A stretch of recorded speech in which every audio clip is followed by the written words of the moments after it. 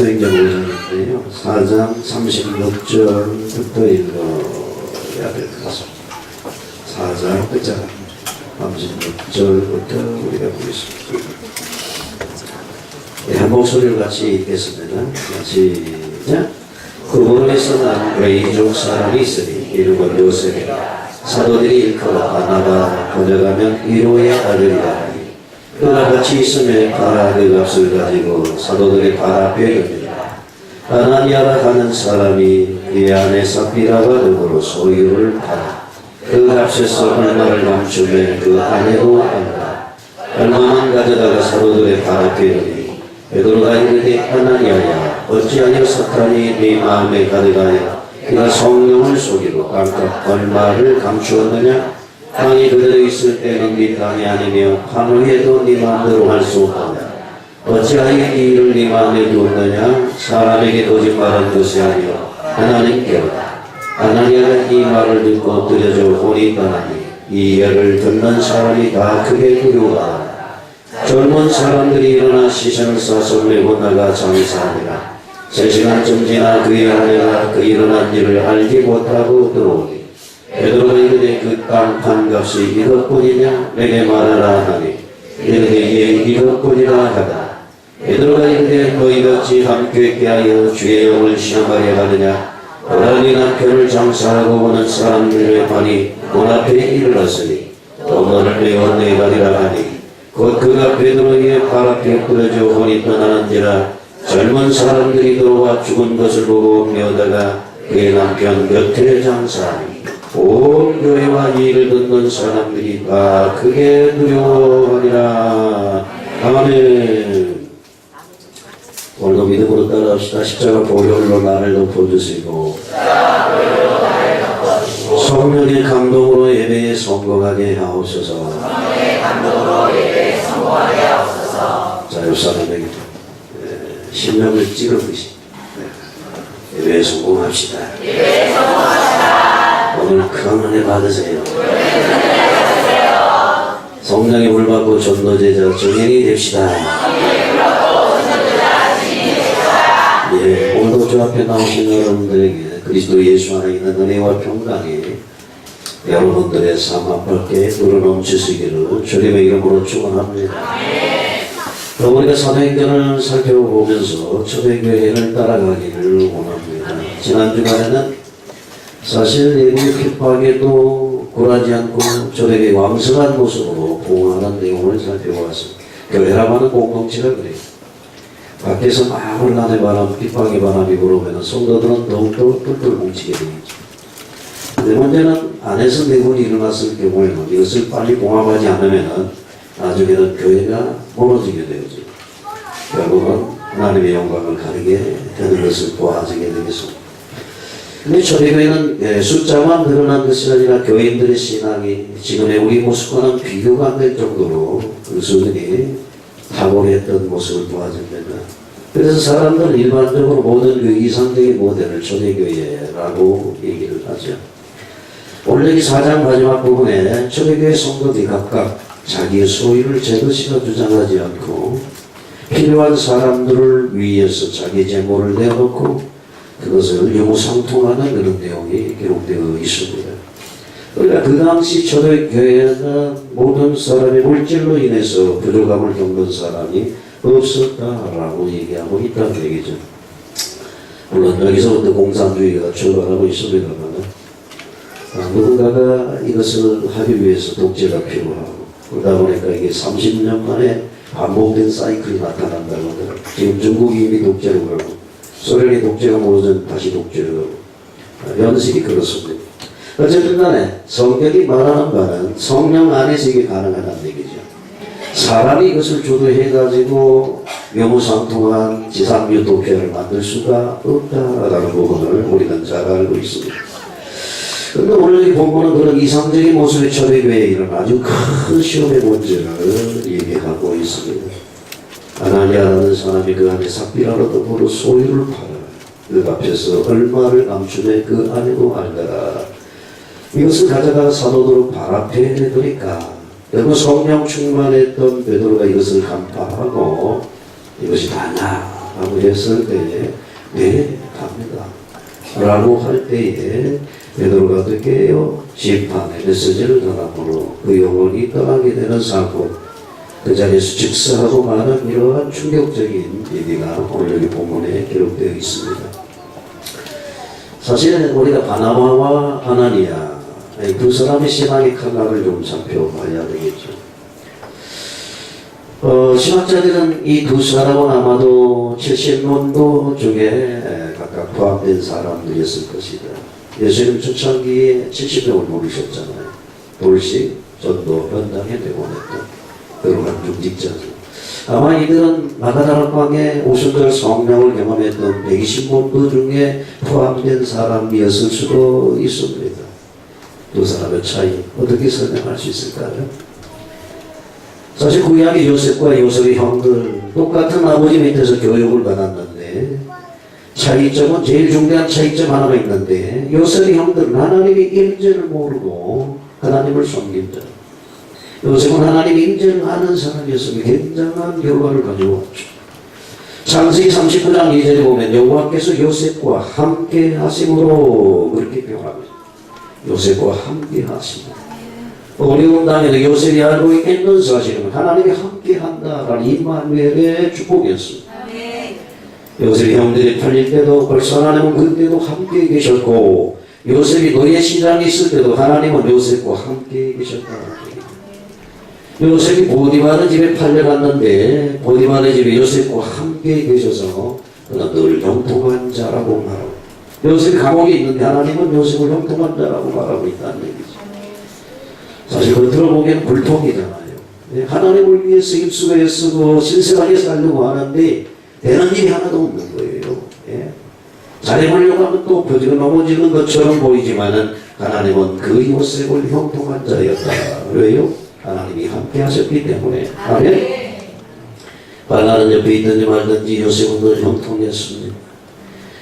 형들은 요셉을 어리석게 생각하게 됐을지 모르지만은 요셉은 형들이 오히려 어리석은 자들이죠. 나중에 그가 꼼대로 애굽의 국무총리가 되었을 때에 그들 앞에 와서 살려달라고 하게 되죠. 그때 요셉이 준비한 말을 했습니다. 창세기 45장 5절에 나를 여기에 판 것은 형님들이 아니 안심하세요. 하나님께서 나를 형들 앞서 먼저 여기 보냈다라고 얘기를 하는 이 말을 형들이 이해할 수 없는 것이죠. 아니 우리가 팔았는데 우리가 이놈을 미워해서 팔았는데 왜 하나님이 여기 보냈다고 말이지. 이것이 하나님의 은혜냐? 이해를 못하는 말이죠. 하나님과 늘 동행하는 요셉하고 그것을 이해하지 못하고 관념적인 신앙으로 하나님을 섬기는 형들과는 상당한 차이가 있는 것입니다. 또 다윗과 사울의 차이, 다윗과 다윗의 형들의 차이점이 거기 있다는 거예요. 다윗은 어떻게 쫓기는 그런 상황 속에서도 여호와는 나의 목자시니 내게 부족함이 없으리라. 내가 사망의 음침한 골짜기로 다닐지라도 내가 해를 두려워하지 않는다라고 말을 했습니다. 그 비밀이 어디 있을까요? 다윗은 그렇게 말합니다. 주께서 나와 함께 하십니다. 쫓기는 상황입니다. 지금 환경이 열악한 가운데서도 다윗은 어떻게 해요? 하나님이 나와 함께 계신다. 당신의 뜻을 이루려고 훈련 중에 있다는 사실을 그는 보고 있는 것입니다. 사울이 쳐다볼 때는 바보 같은 소리지만 다윗은 정확하게 하나님의 함께 하심을 누리고 있는 사람이었다라는 얘기죠. 그거는 형들도 마찬가지죠. 형들은 전쟁에 늘 나가서 공을 세우던 그런 사람이었죠. 그런데 골리앗 앞에서 골을 떨 때, 다윗이 골리앗 앞에 나갈 때 그가 한 가지 알고 있었어요. 너는 칼과 창과 단창으로 내게 왔지만 나는 살아계신 만군의 여호와, 네가 조롱하는 만군의 여호와 그 이름을 가지고 오늘 네게 간다. 오늘 하나님께서 네 몸을 내 손에 붙이셨다라고 선포하고 있는 모습을 보아지게 되겠습니다. 우리가 제가 말하려고 하는 것은 그렇습니다. 요셉과 형들, 다윗의 형들이, 사울이 예배 안 드린 것이 아니죠. 나는 모르는 게 아닙니다. 그런데 하나님을 잘 모르는 거예요. 원래 보면 아나니아가 하나님께 예배 안 드렸습니까? 하나님 앞에 예배 드리는 사람입니다. 헌신한 사람이에요. 열심히 있는 사람입니다. 그러나 그는 하나님의 인재를 모르는 사람이었다라고 말할 수밖에 없습니다. 오늘 열방으로 교회 나오신 여러분들이 사회로 나가기 전에, 오늘 교회 문을 떠나 바깥으로 나가기 전에 또 우리가 전도하러 가기 전에, 내가 헌신하고 봉사하기 전에 꼭 기억해야 되는 사실은 무엇이냐? 바로 함께 하신 임마누라신 주님을 기억하셔야 된다라는 거죠. 여러분들이 하나님 일을 하기 전에 하나님께서는 성령으로 함께 계시고 앞서 가셔서 역사하심을 믿어야 될 줄로 믿습니다. 그리고 주님께서 자기 뜻을 이루려고 하실 때 벌써 성령을 앞서 역사하신다는 얘기죠.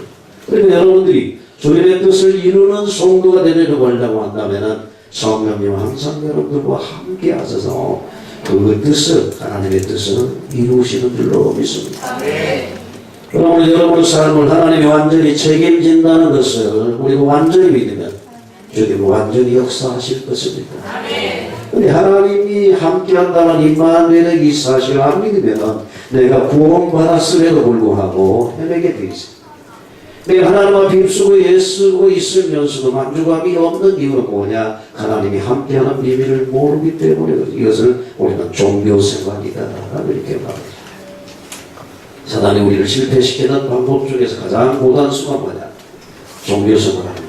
기도도 하게 합니다. 헌금도 하게 하고 봉사, 헌신 다 하게 하는데 결국 성령과 상관없는 것이죠. 그래서 바울은 뭐라고 말합니까? 빌립보 3장에서 성령으로 봉사하라고 이렇게 성령이 주시는 거예요. 그리고 자랑할 거 있으면 그리스도 이름을, 예수 이름을 자랑하라고 이렇게 말합니다. 여러분들이 식당에 봉사를 할 때, 청소를 할 때, 전도를 할 때에 성령과 함께 하시지 않으면 사실 짜증이 나는 거죠. 힘든 거죠. 불평이 나오는 거죠. 원망이 나오는 것이죠. 그러나 성령이 함께 하심을 깨닫고 일을 한다고 한다면 우리는 기쁘고 즐거운 마음으로 수고해도 어떻게 감사가 넘쳐나게 될 줄로 믿습니다. 마귀가 하는 일은 언제나 그렇습니다. 불신앙을 갖다 주는 것이죠. 이 하나님의 자녀인데도 불구하고 하나님의 축복을 누리지 못하도록 이 땅에 실패하도록 자꾸 건드린다. 이것이 마귀의 고놈이라고 하는 것입니다. 사실 하나님 모르는 불신자는 마귀의 종으로 다죠. 또 그렇기 때문에 우리를 대적하는 역할을 합니다. 그래서 우리에게 하나님 뭐라고 말하느냐? 성령 충만을 받으라. 네가 하나님을 위해서 이거저거 하기 전에 먼저 하나님이 요구하는 것은 무엇이냐? 성령 충만을 받으라는 거예요. 성령 충만 받지 않고 우리가 일을 하면 때로는 기분 좋게 일을 하다가도 어떻게 마음이 상할 수 있는 거예요. 그렇기 때문에 감정 따라 주의 일을 할 수 있는 건 아닙니다. 성령이 주시는 힘으로 봉사로 아멘. 그렇기 때문에 너희 염려를 다 주께 맡기라. 하나님이 책임져 주시겠다라고 성경은 얘기하고 있는 줄로 믿습니다. 하나님이 너와 함께 하신다는 사실을 모르면 신앙생활이 안 됩니다. 신앙생활이 안 되는데 해야 되잖아요. 그러니까 고통스러운 것은 기쁨이 아니죠. 율법적인 신앙은 해야 된다는 걸 알지만 성령이 주시는 능력과 지혜, 이 공급하시는 평안 기쁨을 누리지 못하기 때문에 고통스러운 것입니다. 오늘 여기 성경 4장 마지막에 보니까 그로 인한 죄의 이름은 요셉이라고 하는데 사도들이 그 별명을 어떻게 위로자라고, 얼마나 많은 사람들에게 기쁨을 주고 위로하는 역할을 했으면 별명을 하나마 위로자라고 이렇게 붙였겠습니까? 근데 그가 자기 재산을 다 팔아서 하나님 앞에 바쳤어요. 그러니까 교인들이 얼마나 기뻐하고 존경하게 해서 이때 아나니아 삽비라, 이 사람들이 어떻게 성령인도 받아야 되는데 저 사람이 재산을 내놓았는데 뭔가 마음에 이상한 게 올라오는 거죠. 저 사람이 나와 같은 레벨인데 저렇게 인기 있게 뭔가를 하는데 나는 뭐야? 나는 이런 것이겠죠. 쉽게 말하면은 뭔가 투표하게 되면은 표가 저쪽으로 몰리겠구나 하는 이런 것들이 도점이 들죠. 아나니아 삽비라가 이 일에 부부가 통했다는 것입니다. 돈을 있으면 이 본문을 보면서 이럴 때는 죽이 맞으면 안 된다는 이 부부가 죽이 맞는 것은 성령으로 충만해서 하나님의 뜻을 이룰 때 죽이 맞아야 돼요. 근데 꼭 이럴 때는 어떻게 해요? 시속기행을 합니다. 네. 그런데 원수가 쳐놓은 이 올무에는 서로 죽이 맞아가지고 맞장구를 친다는 얘기죠. 이럴 때는 어떻게 한 사람이 제동을 걸어야 돼요. 여보, 우리 그냥 일부분 바칩시다. 우리 먹고 살아야 되잖아요. 차라리 솔직하게 얘기를 하든지. 다 맞췄다 하지 말고, 네. 우리 솔직하게, 우리 믿음대로. 그러나 가지 뭔가 조언이 필요한데 둘이 맞짱 붙여가지고 다 바친다. 이게 문제가 되는 것이죠. 신앙생활 하는데 승리하는 비결이 무엇입니까?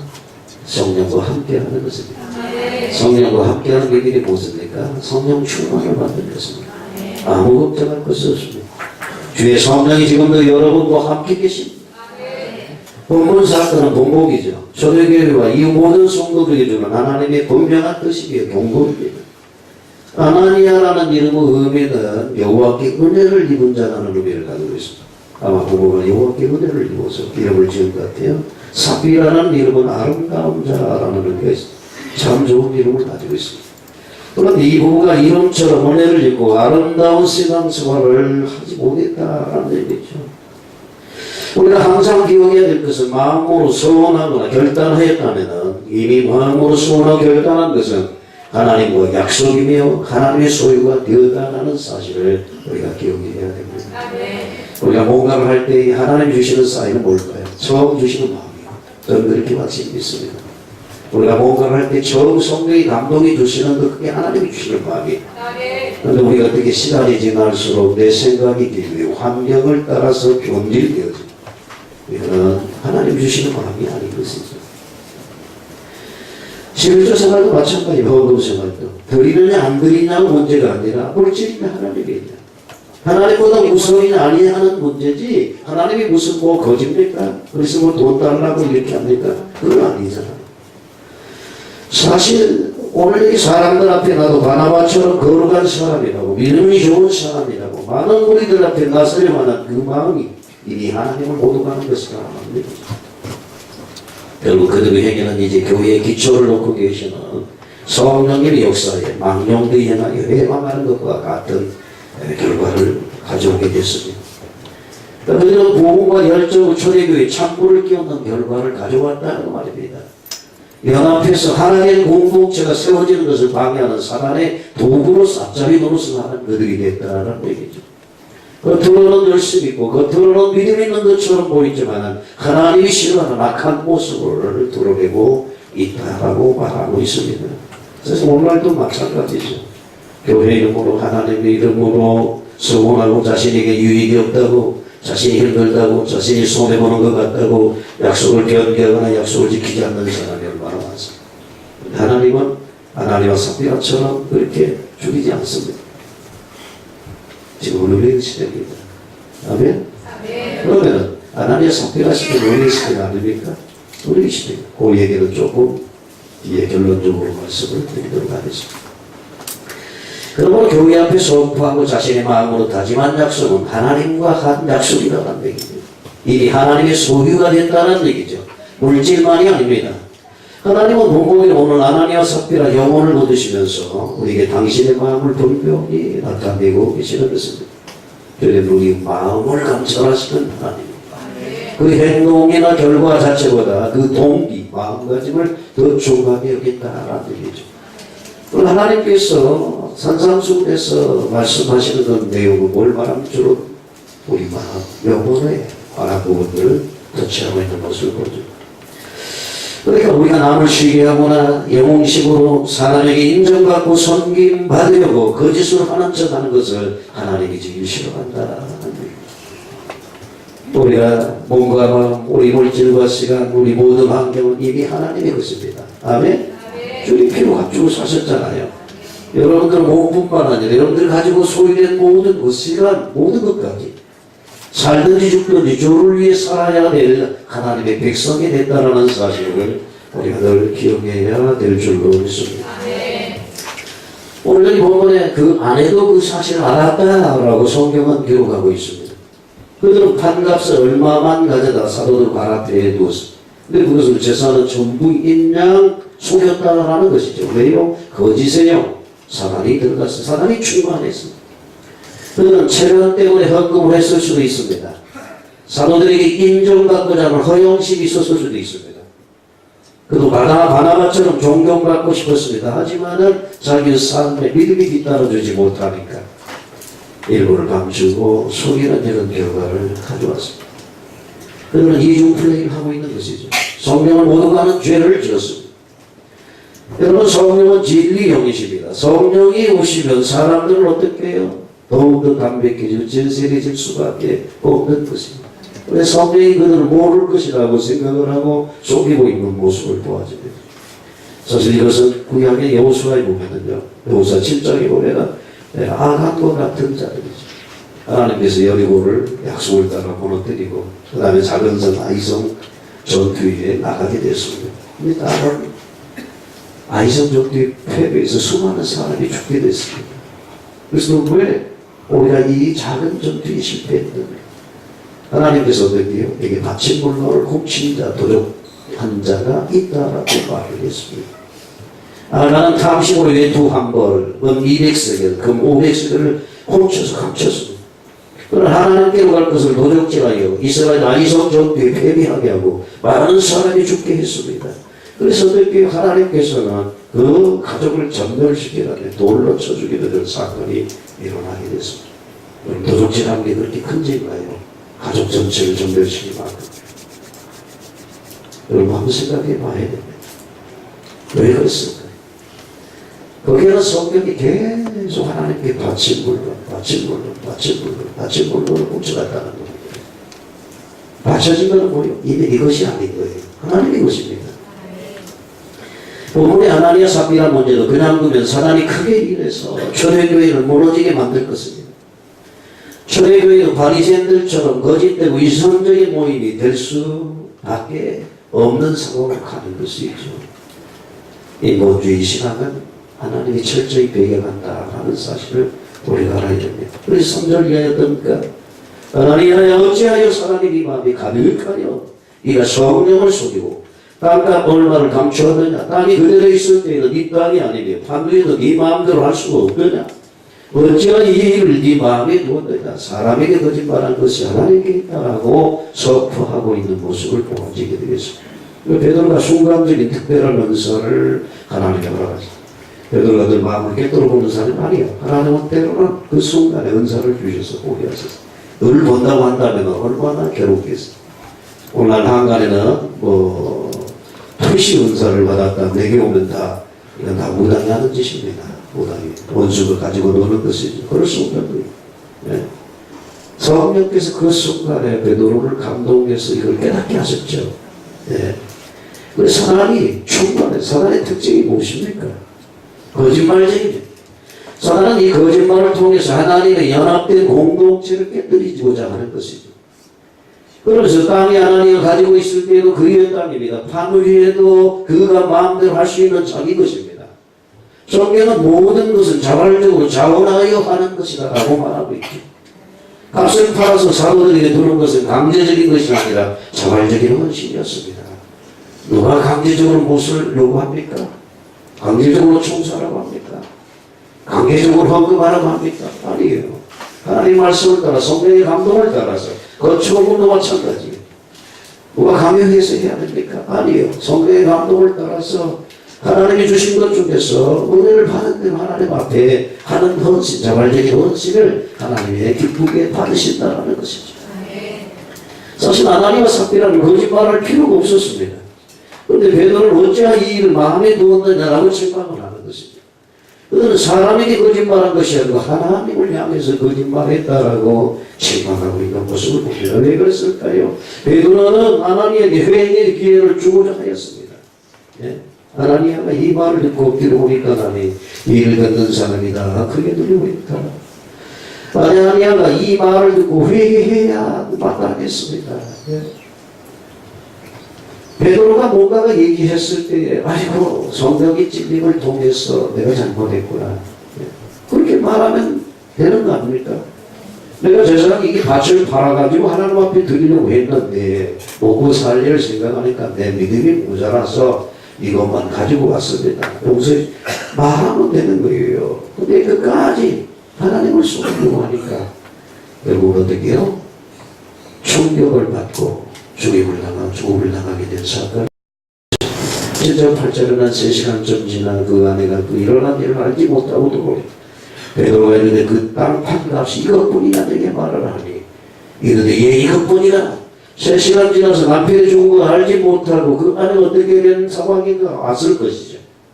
그때 베드로가 그 땅 판 것이 이것뿐이냐고 물을 때에 베드로는 다시 한번 회개의 기회를 주고 있는 것입니다. 예. 그럼 어떻게 해요? 이것뿐이냐면 진리가 와야 되잖아요. 그런데도 어떻게 해요? 네, 이것뿐입니다. 이 맞은 양식입니다. 삽비라도 얘기치 않고 거짓말을 하고 그네 마음에도 성령이 없고 사단이 충만해서 둘이 연합해서 하나님의 영을 시험했다라고 베드로는 책망하고 있는 모습을 보아지게 되겠습니다. 사실 우리가 하나님 앞에서 책망들고 회개치 않으면 하나님도 하나님의 삽비라처럼 다룰 수도 있을 것입니다. 사실 어떤 분의 헌신에 관한 일화가 있기는 제가 여러분들에게 소개하려고 합니다. 황해도 정찬유 장로님이라는 분인데요. 황해도 지역에 있는 동부교회 정찬유라는 장로님이 계셨습니다. 모든 사람에게 존경받는 훌륭한 장로님. 그 시간을 학교 앞에서 작은 문방구점을 하면서 어렵게 살았다고. 가난하게 살다 보니까 하나님께 드려야 될 11조를 제대로 드리지 못하고 이것 때문에 쩔쩔매는 그런데요. 그가 말씀을 듣는 가운데 이런 생각을 하게 됐다고 하죠. 그래, 내가 하나님께 마땅히 드려야 할 11조를 떼먹고 드리지 않는다고 해서 내가 형편이 나아지고 부자가 되는 것도 아니지 않느냐. 이래도 배가 고프고 저래도 배가 고프다고 한다면 차라리 하나님께 11조를 드리고 배가 고픈 것이 더 낫겠다고 그런 생각을 했다고. 그때부터 그는 아예 굴물감으로 그 어려운 살림 중에서도 11조를 하나님 앞에 철저히 드려놨대. 신실하신 하나님이 그에게 물질의 축복의 기회를 허락해 줬습니다. 그는 어느 정도 자금이 모였을 때 그동안 하던 문방구점을 닫고서 건축차제 상회를 열게 됩니다. 때마침 하나님 건축의 붐을 일으키셨습니다. 사람들은 너도 나도 앞을 닫고 자기가 살던 집을 신식으로 고치기 시작했습니다. 그 바람에 그는 떼돈을 벌게 됩니다. 건축 자재가 없어서 못 팔 정도가 되고 그 결과 그는 황해도에서 몇째 가는 큰 가구가 되었다고 합니다. 어느 날 그는 자기가 사는 허름한 집도 현대식으로 고쳐야 신축하겠다고 생각을 하죠. 그래서 집마당에 건축 자재들을 잔뜩 쌓아놓고 흐뭇한 심정으로 그 자재들을 바라보는 순간 불현듯 이런 생각이 떠올랐거든요. 내가 지금 이렇게 잘 살고 있는 것은 전적으로 하나님의 은혜가 아닌가. 그런데 하나님의 성전 허름한 채로 내버려 두고서 내가 내 집만을 새롭게 짓는다는 것이 잘못된 것이 아닌가. 그래서 그는 하나님의 성전을 새로 짓기 전에 자기 집을 절대로 짓지 않겠다고 마음으로 다이고 같은 마음이죠. 그는 즉시 그동안에 모아놓았던 모든 돈을 건축 원금을 하나님 앞에 바쳤는데 그때 당시 돈으로 3만 환이었다고 합니다. 지금 가치로 말한다면 수십억이 넘는 그러한 돈이라고 할게요. 그래서 그곳에 3만 평이 넘는 산기슭의 땅을 유입하고 그곳에다가 현대식 건물로 예배당을 아름답게 지었습니다. 교인들은 그의 귀한 뜻을 기르기 위해서 예배당의 머릿돌에 이렇게 적어놓았습니다.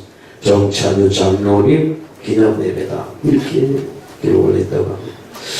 그런데 중공이 끝나고 나서 장로님 예배 시간에 보이질 않는 거예요. 그래서 나중에 이제 이게 왜 안 나왔을까 얘기를 들어보니까 시골에는 교회가 멀리 있잖아요. 옛날에 우리 동네에서도 막 20리, 30리 거쳐서 교회 하나 있잖아요. 그런데 가까운 교회를 두고 저 멀리 교회를 다닌다는 거예요. 그러니 목사님과 교인들이 얼마나 놀랐겠습니까? 그래서 실망을 한 거죠. 그래서 아니 장로님 왜 번교회를 두시고 일부러 저 먼 교회를 출석하십니까? 라고 이렇게 물을 때 그가 이렇게 대답했다고 합니다. 제가 지금까지 동부교회에 출석한 것은 그 교회의 주인이 예수 그리스도이기 때문입니다. 그런데 이제는 그 교회의 주인이 바뀌어서 정찬유 교회가 됐으니 나는 더 이상 사람이 주인으로 있는 교회에 다니기 싫습니다. 라고 얘기를 했다는 것이죠. 사실 요즘에 같으면 어떡해요? 자기가 돈을 들여서 교회를 지었는데 자기 이름을 기록 안 해주면 섭섭해서 그냥 난리가 날 텐데 자기가 재산을 다 들여서 세운 그 건물을 자기 이름을 기념했다고 사람의 교회가 됐다고 교회를 나오지 않겠다. 참 바나바 같은 그런 인물 아니다. 참으로 성령의 사람이 아니다. 자기 흔적은 사라지고 주님의 이름만 높이기를 원하는 이런 아름다운 우리가 성도가 되어야 될 줄로 믿습니다. 근데 하나님은 그게 아니었습니다. 사람 앞에 자기 이름을 드러내고 싶었고 뭔가가 영향력을 행사하는 사람으로서 위치 있고 싶은 그런 독심, 결국 무너지게 됐던 모습을 오늘 본문은 기록하고 있습니다. 10절에 보면 그가 베드로 발 앞에 엎드려져 혼이 떠납니다. 젊은 사람들이 들어와 죽은 것을 보고 배다가 그 남편 곁에 장사하니 온 교회와 이 일을 듣는 사람들이 다 크게 두려워했다라고 성경 말을 했습니다. 여러분, 모든 초대교회 성도들은 그런 이 바나바 같은 인물을 정말 바라보고 신앙생활을 해야 되지 않겠다라고 말씀드리셨습니다. 제가 말을 읽고 있는데요. 제가 말씀드리고 싶은 것은 오늘날 우리 교회도, 한국교회도 이런 바나바 같은 중직자들이 일어나야 된다고 저는 그렇게 말씀드리고 싶은 거거든요. 모든 성도로부터 존경과 사랑을 한 몸에 받고 사실 그렇게 하나님 앞에 헌신하는 이름 없이 밑도 없이 하나님 미랄로 주어지는 이러한 주님을 본받는 성도들이 있는 교회는 아름다운 교회, 하나님이 쓰시는 교회가 될 수밖에 없는 줄로 믿습니다. 이미 말씀드린 대로 아나니와 삽비라는 그 초대교회에서 상당한 위치를 차지하고 있었을 것입니다. 그래서 바나바처럼 초대교회 성도들로 존경받고, 이게 어디서 출발할까요? 비교의식이죠. 비교의식.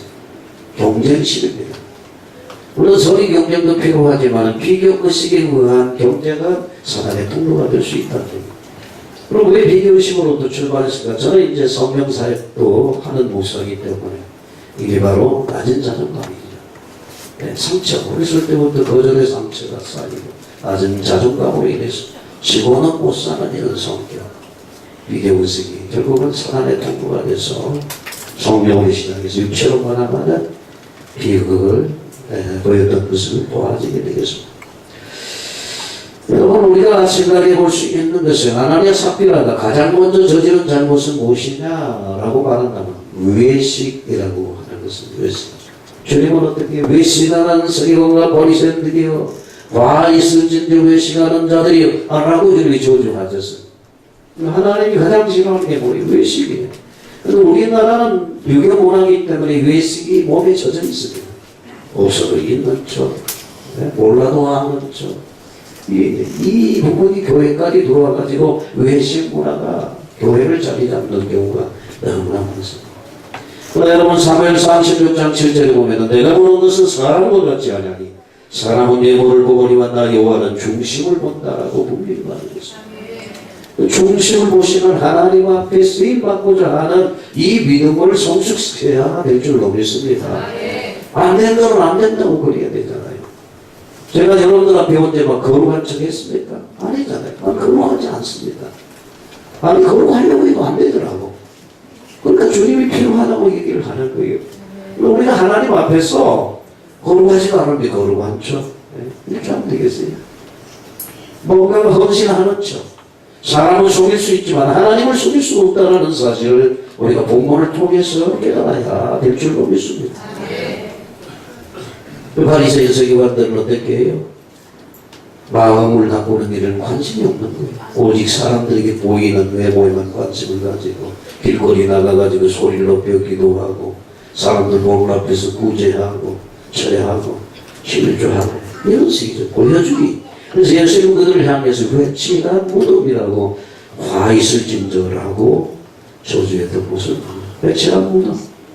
병터장에서 속에는 시체가 썩어져 구덩이가 구들거리는 겉에는 깨끗하게 회를 발라가지고 깨끗해 보이지만 이게 바리새인 서기관들의 마음을 얘기하는 거 아닙니까? 하나님은 외식을 싫어하십니다. 왜냐하면 영광을 하나님께 돌려야 되는데 그 영광을 내가 가로채기 때문에 그렇습니다. 이사야 42장 8절에 보면 나는 여호와이니 이는 내 이름이다. 나는 내 영광을 다른 자에게 내 찬송을 우상에게 주지 아니하는다라고 말합니다. 이사야 43장 21절에 이 백성은 내가 나를 위하여 지었나니 나를 찬송하게 하게 합니다 라고 얘기를 해서 외식이라고 하는 것은 하나님께 돌아갈 영광을 자기가 가로채는 것이 자기가 뭔가 돋보이려고 하는 것이죠. 자기가 인기를 얻으려고 하는 것이 하나님이 싫어합니다. 하나님과 삽비라가 저진 크게 두 번째 잘못은 성령을 속이려고 했다는 얘기죠. 그래서 계속해서 성령을 속이고 사람에게 한 것이 하나님이 한 것이다 라고 성경은 얘기를 하고 있는 모습을 봅니다. 오늘 본문을 사건을 크게 두 가지 죄로 얘기한다고 한다면 첫 번째는 외식이요, 두 번째로는 성령을 속이는 거죠. 여러분 하나님을 속일 수 있습니까? 속일 수 없어요. 시편 139편 1절에 보니까 여호와의 주께서 나를 살펴보셨으므로 나를 아시나이다. 주께서 내가 안고 일어섬을 아시고 멀리서도 나의 생각을 밝게 하시며 나의 모든 길과 내가 눕는 것을 살펴보셨으므로 나의 모든 행위를 익히 하시오니 여호와의 내 혀의 말을 알지 못하시는 것이 하나도 없습니다. 멀리서도 우리의 생각과 마음을 아시는 분이 하나님인데 어떻게 하나님을 속일 수 있다고 그렇게 할 수 있다는 얘기예요. 없는 것입니다. 그런데 우리 생각에는 이 외식과 거짓말이 사람의 목숨을 빼앗을 정도로 큰 죄는 아닌 것 같은데 왜 죽임을 당했을까 하는 이런 부분들이 있죠. 결론적으로 제가 이 부분을 묵상을 해보았습니다. 왜 아간이 훔쳤다고 해서 그 훔친 것 때문에 가족 전체를 멸해야만 됐을까? 하나님은 그렇게 잔인하셨을까? 헌금 떼먹었다고 해가지고 아나니아 삽비라를 목숨을 거두가신 만큼 그렇게 하나님 오만한 하나님이었을까 하는 생각을 해서 많은 얘기를 할 수가 있지만 한 가지로 제가 이해를 해서 타이밍이라고 하나님 시간이 없어요. 저도 목회를 해보지만은 아니 이 상황이 그럴 수 있느냐라는 이런 생각을 가질 때가 있어요. 지금 이때가 그럴 때냐라는 그런 상황이죠. 여러분 전시는 어떻게 조금만 잘못 충성입니다. 지금 아간이라고 하는 사람은 지금 전쟁 상황이에요. 지금 자기 자신의 이익을 찾고 갈 그런 상황이 아니에요. 지금이 그럴 때가 아닌데 그 하나님께 바친 물건을 감히 도둑질함으로 자신뿐만 아니라 가족 전체가 무너지게 됐다는 얘기죠. 아나니아 삽비라도 마찬가지입니다. 지금 초대교회, 신학의 교회가 태동하는 시간표 아닙니까? 시작되는 거예요. 성령의 우선전에 어떻게 역사를 했습니까? 불의 혀 같은 것이 눈에 보였고 그 강한 바람 같은 소리가 귀에 들렸습니다. 성령 충만한 베드로를 통해서 안진병이 평생 걷지 못했던 안진병이 일어난 기적의 역사가 일어나는 그 현장이었다는 얘기예요. 여러분 1907년에 평양을 중심으로 한 이 대각성 운동 여러분들 아시죠? 얼마나 성령이 강하게 역사했는지 깡패들이 회개하고 돌아오고 주일날이면 모든 강의들이 다 문을 닫을 만큼 성령의 임재가 강력하게 있었다고 하잖아요. 전에는 아마 그보다 훨씬 더 했습니다. 눈으로 보였다니까 들었어요. 그런 상황에 성령을 속이고 있는 이 아나니아 삽비라 외적인 모든 공격들이 있음에도 불구하고 핍박을 이기고 복음을 전해 복음을 주도하고 있는 이 교회에 지금이 이렇게 자기 허영심 때문에 자기 인기 위주로 종교적인 외식을 가지고 하나님을 속이려고 했던 아나니아 삽비라 하나님이 제거할 수밖에 없었다는 얘기죠. 모르겠습니다. 다른 여러 가지 이유가 있는지 모르겠어요. 좀 더 깊이 묵상해 보면은 어떻게 되는지 모르지만 제게 주시는 성령은 성령의 감동은 바로 그런 것이었습니다. 그래서 저도 목회를 해보니까 그렇더라고요. 타이밍이 좋은 거예요. 내가 성공해서 꼭 할 수 있습니다. 그럼 하나님은 지금 나에게 뭔가를 요구하는 거예요. 그게 시간표로 하는 것입니다. 국어공신들이 우대를 받는 이유가 어디 있을까요? 남들보다 뛰어나서 하니까 그 시점이 너무 중요하기 때문에 하나님은 그렇다는 얘기죠. 오늘 여기 성경에 보면은 5절에 그렇게 말하고 있죠. 하나님이 이 말을 듣고 그 종이 떠나니 이를 듣는 사람이 다 크게 두려워하더라. 11절에서 똑같이 말하고 있습니다. 온 교회와 이 일을 듣는 사람이 다 크게 두려워했더라 라고 성경이 말하고자 하는 의도는 분명합니다. 일본 몇 개를 통해서 교회 내부를 받고 초대교회를 통해서 복음의 확산기에 전 세계 열방을 향한 하나님의 계획을 이루나가는 지발점에 사단의 역사가 제거되는 이런 사건을 통해서 하나님의 영광을 받으시는 결과인 줄로 믿습니다. 그로 인한 결과는 14절에 이렇게 마무리하고 있습니다. 믿고 죽게로 돌아오는 자가 많으니 남는 큰 무리더라 라고 성경을 말하고 있습니다. 우리 열방교회가 외적으로 많은 공격이 있을지라도 하나 됐어. 복음을 외치는 교회, 복음하는 교회가 됩니다. 절대 우리가 경계해야 될 것은 네 분입니다. 본소는 항상 안에 들어와서 서로 마음을 나뉘게 하고 경쟁심, 또 비교의식을 통해서 시기 질투를 통해서 하는 게 아니라 이것은 우리가 용납해서는 안 돼. 이렇게 우리가 핍박 속에서도 복음을 외치고 하나 돼서 나갈 때 건강한 교회요 초대교회 저큰 무리를 떠나고 주님 오심을 얘기하는 복된 교회가 될 수 있을 줄 믿습니다. 우리가 같이 한번 기도하겠습니다. 이분 동안 할렐루야 살아계신 우리 보좌 하나님 감사합니다. 오늘도 송